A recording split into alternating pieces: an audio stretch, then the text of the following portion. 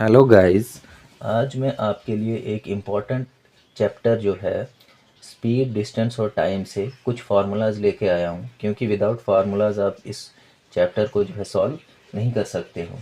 तो एक important formula रहता है यहाँ पे स्पीड का। Speed is equal to distance upon time. देखिए, अगर आपको ये एक फार्मूला याद है तो इस एक फार्मूले की मदद से मैं आपको बाकी के दो फार्मूले भी जो है निकालना सिखा दूंगा, क्योंकि अलग अलग फार्मूलाज को याद रखना काफ़ी मुश्किल है। तो इसीलिए थोड़ा एक ही फार्मूले को हम सॉल्व करके अलग अलग फार्मूलाज बनाएंगे कि स्पीड से ही हम टाइम भी निकाल पाएँ, टाइम से ही हम डिस्टेंस भी निकाल पाएँ। तो लेट अस डू। दूसरे नंबर पे आएगा कि इसी फार्मूले से हम टाइम कैसे निकालें।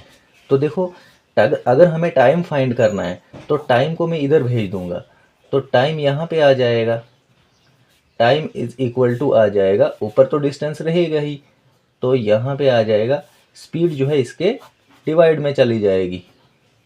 तो देखो, time is equal to distance upon speed, निकल गया फार्मूला।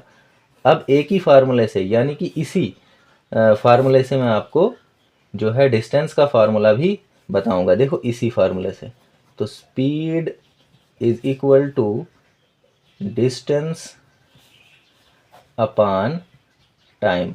अब हमने इसी से डिस्टेंस का फार्मूला निकालना है, तो इसके नीचे जो है मैं 1 लगा दूंगा, और मेरे पास दो फ्रैक्शंस के बीच में इक्वल टू बन गया है। तो अब मैं क्या करूँगा, क्रॉस मल्टीप्लाई करूँगा। क्रॉस मल्टीप्लाई के लिए 1 से करूँगा इसको और इससे करूँगा इसको, तो मेरे पास d निकल के आ जाएगा, यानी कि डिस्टेंस का फार्मूला जो है आ जाएगा। 1 इंटू डिस्टेंस करूँगा तो डिस्टेंस ही आएगा। Is it clear? बीच में इक्वल टू का साइन है, इधर भी इक्वल टू डाल देंगे।